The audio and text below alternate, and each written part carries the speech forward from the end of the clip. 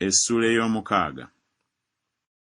Zibasanze abo abeegolodde mu Sayuuni n'abo abataliiko kye batya ku lusozi lw'e Samaliya, abasajja ab'amaanyi ab'omu ggwanga erisinga amawanga obukulu, abajjirwa ennyumba ya Isirayiri.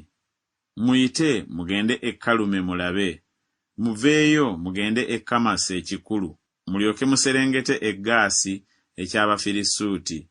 Bisinga obwakabaka buno bwombi obulungi, oba ensalo yaabwe ekira ensalo yammwe obugazi?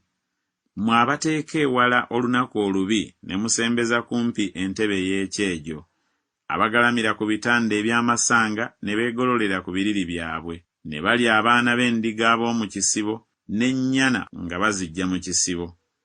Abayimbira ennyimba ezitaliimu ku ddoboozi ery'ennanga, abeegunjira ebintu ebivuga nga Dawudi, abanywera omwenge mu bibya, ne baasaaba amafuta agasinga obulungi, naye tebanakuwalidde kubonyaabonyezebwa kwa Yusufu.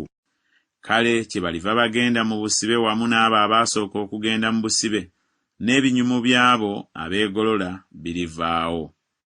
Mukama Katonda yeerayidde yekka, bw'ayogera Mukama Katonda ow'Eggye nti, nkyawa obulungi bwa Yakobo ne ntamwa amayumba ge, kyendiva mpaayo ekibuga ne byonna ebikirimu.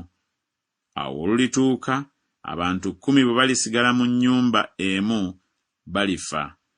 Era omuntu bw'anaasitulibwa kojjaawe, oyo amwokya okuggya amagumba mu nnyumba, n'agamba oyo ali mu njuyi ez'ennyumba ez'omunda nti, wakyaliwo ali naawe? Naye n'addamu nti, nedda. Kale n'alyoka ayogera nti, sirika, kubanga tetuyinza kwatula linnya lya Mukama. Kubanga laba, Mukama alagidde, n'ennyumba ennene eriwagulwamu ebituli, n'ennyumba entono eribaamu enjatika. Embalaasi ziriddukira mbiro ku lwazi? Omuntu alimira okwo n'ente? Mw'okufuula ne mufuula omusango okuba omususa, n'ebibala eby'obutuukirivu okuba abusinso. Mmwe abasanyukira ekintu ekitaliiko kye kigasa, aboogera nti, tetwefunidde mayembe olw'amaanyi gaffe ffe? Kubanga laba, ndibayimusizaako eggwanga, ayi ennyumba ya Isirayiri, bw'ayogera Mukama Katonda ow'Eggye, era balibabonyaabonya okuva awayingirirwa e Kamasi okutuuka ku kagga aka Alaba.